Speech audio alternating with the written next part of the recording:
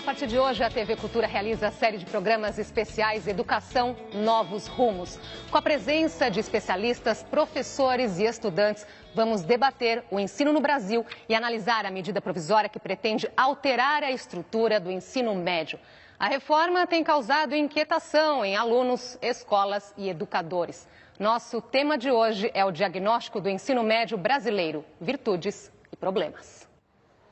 Para que serve a escola? Ela é um preparo para o mundo, né? Para a gente aprender. E a escola ensina? Se nós formos nos basear pelos dados da avaliação, efetivamente nós temos que nos questionar o quanto a escola ensina. Uma pesquisa feita com 132 mil adolescentes revela que 7 em cada 10 gostam da escola, mas que o formato das aulas e o material didático precisam mudar. E não é só isso. O aprendizado livre da sala de aula. Para metade dos estudantes, carteiras dispostas em filas não fazem parte da escola dos sonhos. Eles querem também aprender em espaços abertos e não apenas fechados entre 4 paredes. Só 1 em cada 10 alunos está satisfeito com a forma que o ensino e a aprendizagem ocorrem. Enquanto as mudanças não chegam à realidade escolar, as salas de aula se esvaziam com o correr dos anos. Segundo o Ministério da Educação, mais de 1.700.000 meninos e meninas estão fora da escola. Praticamente a minha família inteira saiu cedo dos estudos. Só minha mãe e meu tio que tem ensino médio concluído. Para você viver, você precisa de dinheiro. Então a pessoa acaba escolhendo um trabalho do que estudar. Historicamente, o Brasil avançou, mas o ensino por aqui ainda é uma realidade distante de muitos. Hoje nós temos 52%, mais ou menos 50% dos nossos jovens de 14 a 17 anos matriculados na escola, mas nós ainda temos metade fora da escola. Para a pesquisadora, a escola deve ser o reflexo da sociedade. Por enquanto, ela reflete apenas desigualdade. O discurso sobre a educação de qualidade, sobre a importância da educação cresceu nos últimos anos, mas efetivamente políticas que garantam essa educação de qualidade para todos, num princípio da equidade. Por equidade entendemos dar diferente a quem tem necessidades diferentes. Isso ainda não é uma realidade no nosso país. E para debater o ensino médio no Brasil, recebemos Priscila Cruz, presidente executiva do Todos pela Educação, a educadora Maria Alice Setúbal, presidente do Conselho do SEMPEC, a consultora em educação Marisa Abreu e Cláudio de Moura Castro, PhD em Economia e pesquisador em Educação. Muito obrigada por terem aceitado o nosso convite. Vamos começar nossa conversa de hoje, então, com a seguinte questão. Para que serve a escola? Bom, acho que a escola, sem dúvida, é o espaço da aprendizagem, como a reportagem mostrou, é o espaço do conhecimento. Mas eu acho que é muito importante a gente ter em conta que a escola também tem um papel fundamental na socialização, né? De você sair da família, daquele lugar mais aconchegante, mais protetor e olhar para o mundo, né? A questão da alteridade, isso eu acho que é fundamental. E muitas vezes se fala, não, a escola é do século XXI, não vai mais precisar de escola, porque vai para a internet e tal.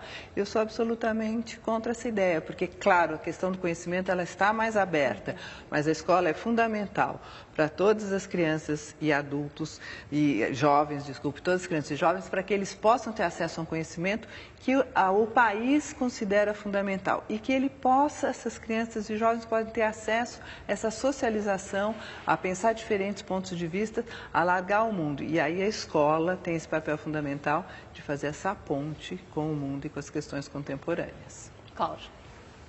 Existe um negócio chamado civilização ocidental, por falta de melhor nome, que são 2000 e muitos anos de acumulação de conhecimentos, atitudes, valores, percepções.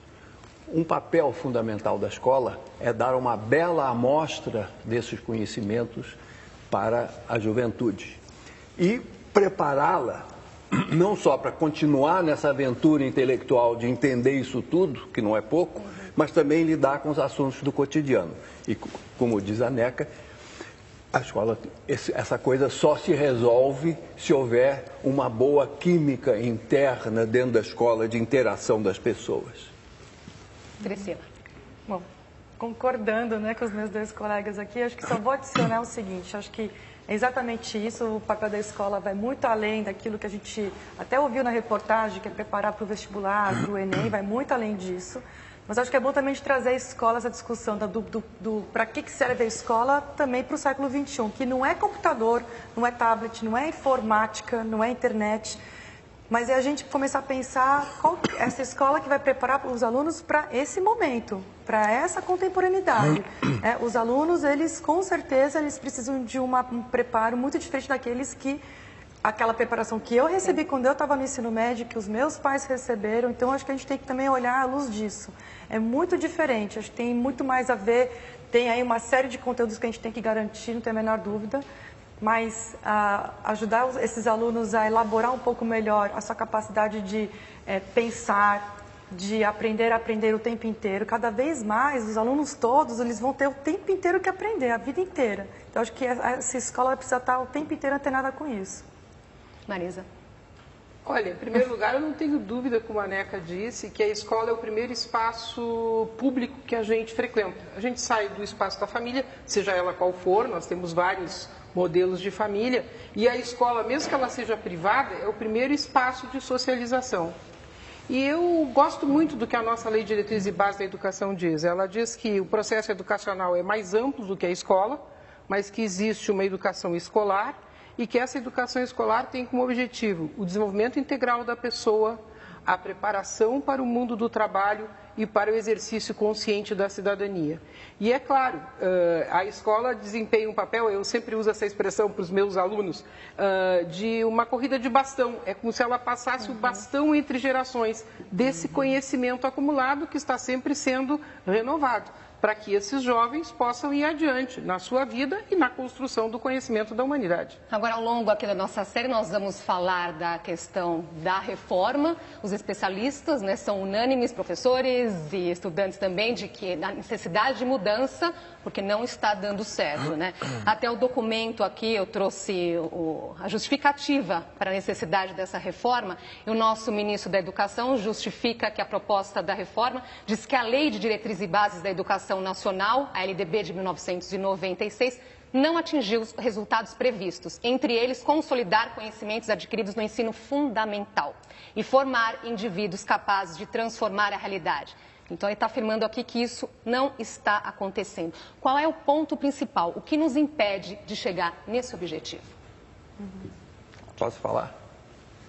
Eu não vi o que acontece em Burkina Faso, na Mongólia, não sei aonde. Agora, todos os países que a gente já ouviu falar têm um ensino médio que é fundamentalmente diferente do nosso. Então, a probabilidade que o mundo todo esteja errado e que nós, brasileiros, tenhamos o modelo certo é bastante reduzida. O que acontece no mundo? Não vamos nem falar de idade média, do ensino médio. Na idade do ensino médio, há muitas portas, muitas alternativas, muitas escolhas. E dentro de cada alternativa também se multiplicam as escolhas. E o Brasil optou por um modelo único no mundo, onde há um só modelo de escola e dentro desse modelo de escola não há escolha. Então, a probabilidade de que a gente esteja certa é duvidável. Agora, eu concordo que o ensino médio é um momento que nós podemos diversificar e que o mundo contemporâneo, a Priscila falou isso, está exigindo isso, né? Mas eu gostaria de colocar que, com todos os problemas do ensino médio, a gente não pode deixar de levantar alguns pontos que me parecem fundamentais, que mostram essa baixa qualidade do ensino médio. O primeiro deles, que eu acho que é básico, é que nós temos 42% dos nossos professores que não são formados na disciplina nas quais eles dão aula.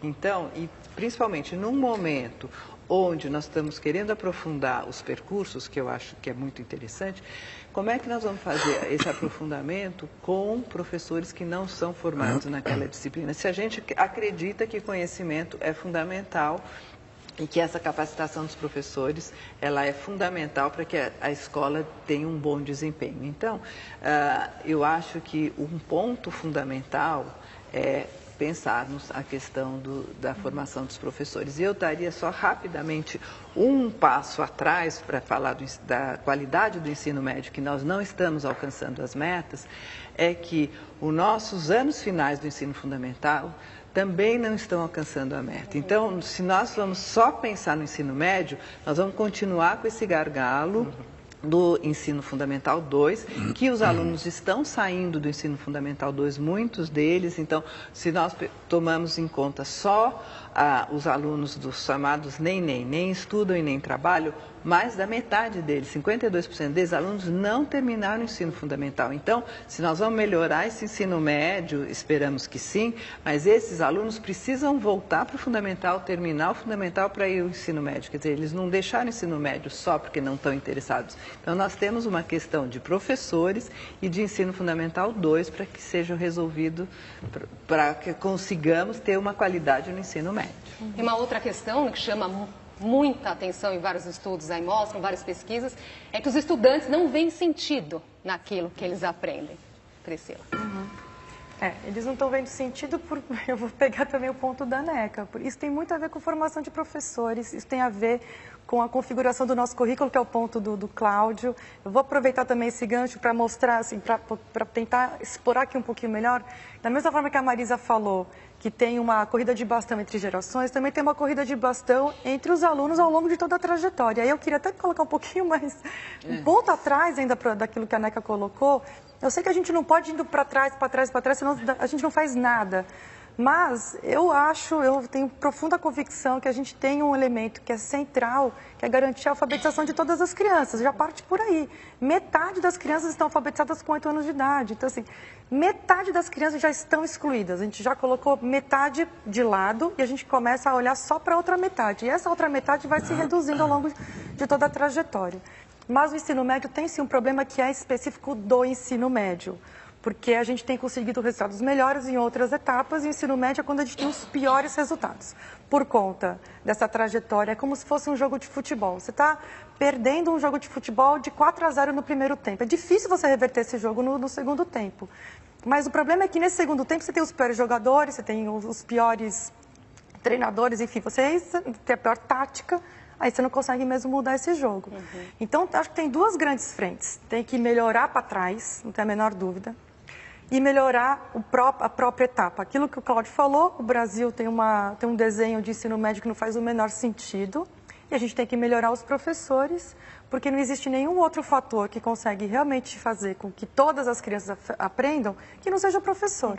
E aí é um ciclo vicioso, porque o bom aluno quer ser o professor, porque também ele não aprendeu, e a gente fica com esse ciclo horrível que a gente precisa quebrar mesmo. Agora, vocês citaram aqui as questões, né, o gargalo do ensino médio, a questão do ensino fundamental, que precisa ser pensado também. Isso vai indo para frente. Tem um dado aqui que eu acho que vale a pena colocar, porque também é bastante preocupante, que mostra aí que 13 milhões de brasileiros não sabem ler e escrever. E outros 30 milhões mal conseguem entender um texto simples ou executar pequenas operações matemáticas, que são chamados aí analfabetos funcionais. No entanto, 38% desses brasileiros analfabetos funcionais têm diploma universitário. Como é que eles chegam à universidade, Marisa?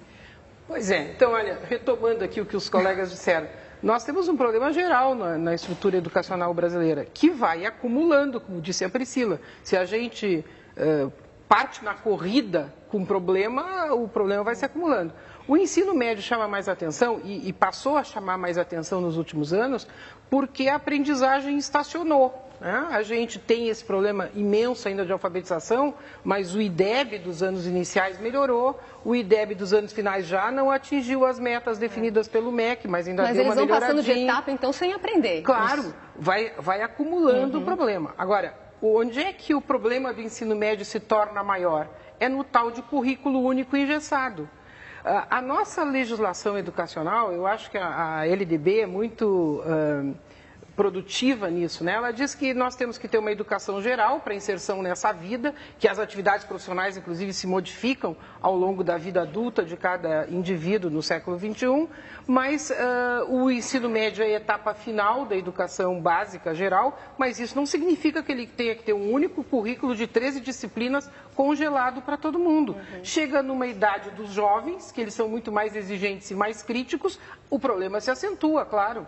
Vamos trazer aqui mais vozes para a nossa conversa, né? Nossa plateia aqui hoje tem professores, estudantes. O que você traz para a gente, Laís? Olha, Andresa, eu estou aqui com a Flávia, que já terminou o ensino médio, já chegou à universidade e justamente sobre legislação que ela tem uma pergunta. Fala, Flávia. Bom, eu queria só acrescentar mais um ponto na discussão, né? As diversas câmaras municipais, pelo menos aqui no estado de São Paulo, proibiram o debate de gênero e sexualidade dentro da escola. E a política proibindo certos debates dentro da escola, como é que a gente pode preparar esse jovem para estar dentro dessa sociedade? E como garantir, talvez, Flávia, também que os interesses dos estudantes venham à frente dos interesses políticos, não é? Quem que pode comentar? Eu acho que esse é uma ótima pergunta, Flávia, porque eu acho que esse é um tema que a sociedade tem que debater. Né? Então, os jovens, os estudantes têm que estar participando desse debate, têm que ir na Câmara Municipal, participar, ir nas audiências públicas. Eu acho que nós estamos numa sociedade democrática e essa sociedade exige que a gente, muito mais do que só votar, que a gente tenha um controle e uma participação efetiva. Infelizmente, eu também não concordo nem um pouco eu fiquei muito triste de que na cidade de São Paulo a Câmara vota por uma legislação que, do meu ponto de vista, é um absoluto retrocesso. E se nós estamos pensando, como a Priscila colocou, a primeira que colocou aqui, na questão da contemporaneidade, como você fala, quer dizer, nós estamos com um tema, esse tema da diversidade cultural, esse tema de todas as questões de orientação sexual, é fundamental na sociedade hoje, né? Nós vamos precisar fazer uma pausinha aqui na nossa conversa, nós voltamos já com a série Educação, Novos Rumos.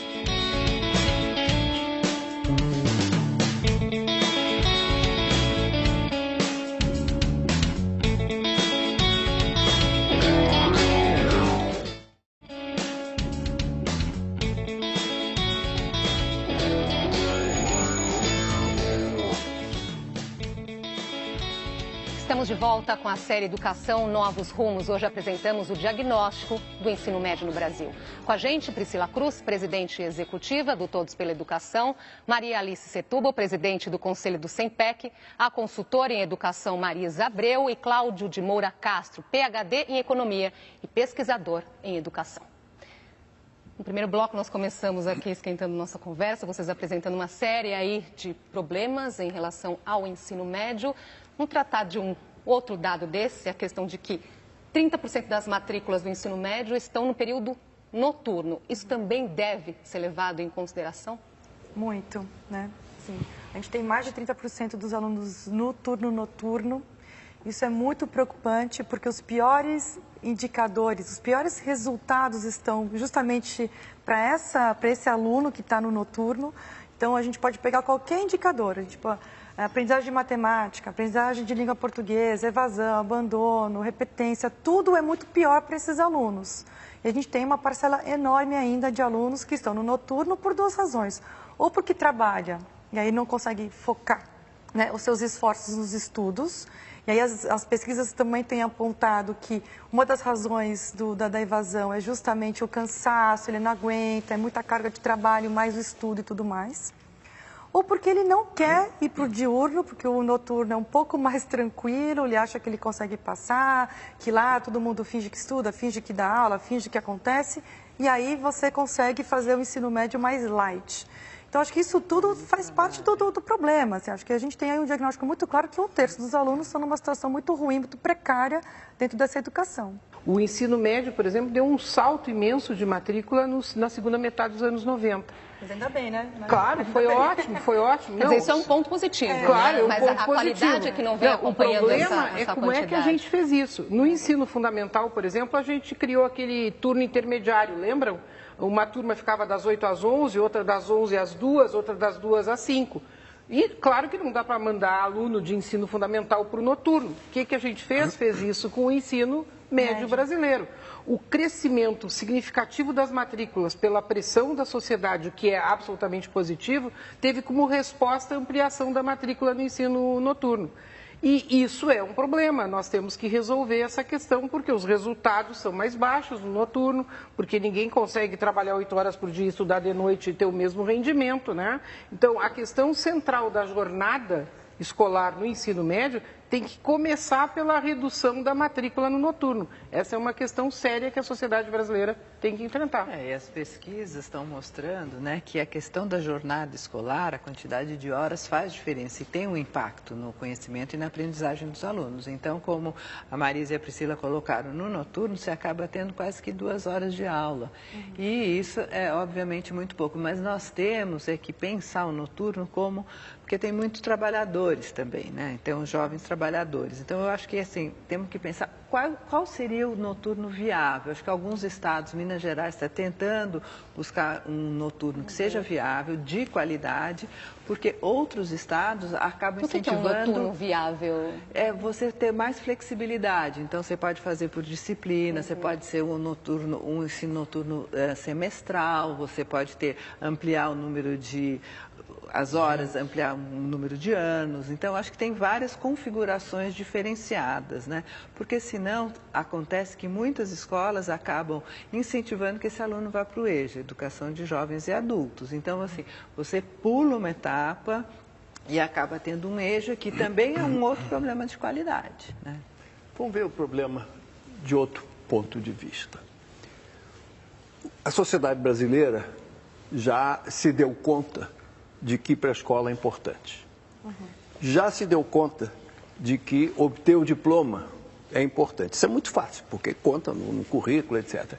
Mas não se deu conta de que qualidade é importante. Qual é a evidência que nós temos? Uma pesquisa foi feita há alguns anos atrás e que os resultados se repetem muito nas outras, é que 70% dos pais acham que a educação é boa. 70% dos alunos acham que a educação é boa e 70% dos professores acham que a educação é boa. Por que é 70%? É uma coincidência igual para 13%? Isso eu não sei. Mas o fato é que esse é um resultado, a meu ver, é o pior resultado que a gente podia ter em todo esse universo da educação brasileira. A sociedade não se dá conta de como a educação é ruim. Então, se não vencermos essa barreira, o PISA, os resultados do PISA estão ajudando, os resultados do IDEB estão ajudando, mas ainda não vencemos. Quer dizer, as pesquisas continuam mostrando que os alunos e os pais acham que a educação é boa. E os professores também. Sem vencer essa barreira é muito difícil mudar, porque cadê a vontade de estudar? Cadê a vontade de ficar até mais tarde? Cadê a vontade de passar dever para casa e corrigir? Vamos voltar para a nossa plateia, ver o que a Laís traz para a gente, o que as pessoas estão pensando aqui da nossa conversa, Laís. Olha só, Andresa, Karina é diretora e é justamente sobre esse diagnóstico que ela quer fazer uma pergunta. Fala, Karina. Nesse bloco, né, foram feitos alguns diagnósticos, alguns apontamentos que eu considero importantes e são reais. Então, os professores não são bem formados, a qualidade tem que ser revista, a progressão, enfim, a forma de avaliação não está sendo bem efetiva, há um gargalo no ensino fundamental, né, os estudantes não veem sentido, né, na escola, o que está muito relacionado com a prática pedagógica, a própria organização curricular. Ocorre que a reforma, né, que está sendo proposta, ela não abarca nenhum desses pontos. Né? Então, a pergunta é, né, eu gostaria de ouvir os comentários, né? É essa a reforma que a gente precisa? Marisa. Pois é, isso é exatamente o que eu tenho dito, sistematicamente. Existe na sociedade brasileira uma cultura de que o democrático é aquilo que é igual para todos e que o grande objetivo do ensino médio é preparar para acesso ao ensino superior. Aí entra 10%, 20%, os outros 80% não entram, ficam sem formação nenhuma, né? E essa cultura da sociedade brasileira, que tem a ver com uma superestimação do doutor, do trabalho intelectual, etc., está muito consagrada no Enem, a partir de 2009, que define que o objetivo, ou consagra que o objetivo de todo o ensino médio é preparar para o Enem, para via SISU, entrar no ensino superior de preferência federal, né? Então, a grande pergunta é como é que a gente discute essa cultura, muda esses mecanismos que estão amarrando a flexibilização, e não é a LDB que está amarrando, é a nossa cultura expressa em instrumentos como o Enem. Infelizmente, nosso tempo está acabando, mas nós estamos só esquentando aqui. Tem outros programas aí pela frente. Vamos falar de Enem, de ensino técnico, a flexibilização. Mas, para terminar esse daqui, eu gostaria de saber de vocês de um ponto positivo do nosso ensino médio, Priscila. O que funciona? Acho que o que funciona é aquilo que a gente estava falando antes. Assim, acho que muitos jovens passaram a fazer o ensino médio, a concluir o ensino médio. A gente está longe ainda. É o acesso, então. O acesso a gente melhorou. E eu queria também aproveitar isso que a Maria estava falando. Eu acho que a grande vantagem dessa discussão toda da reforma do ensino médio, que, ao meu ver, não é uma reforma do ensino médio, acho que o nome está errado. Não é uma reforma do ensino médio, é uma reforma curricular, ou é uma mudança curricular de formato, mas ela não abarca tudo, realmente não abarca todas as questões do ensino médio. Às vezes o nome atrapalha um pouco. Mas acho que essa discussão toda que a gente está fazendo agora sobre o ensino médio está possibilitando a gente agora induzir essas mudanças todas, muitas delas que já são possíveis mesmo. Bom, agradeço a participação de vocês aqui nesse primeiro programa e a série Educação Novos Rumos fica por aqui. Nós voltamos amanhã com o tema currículo do ensino médio. Muito obrigada pela sua companhia e até lá.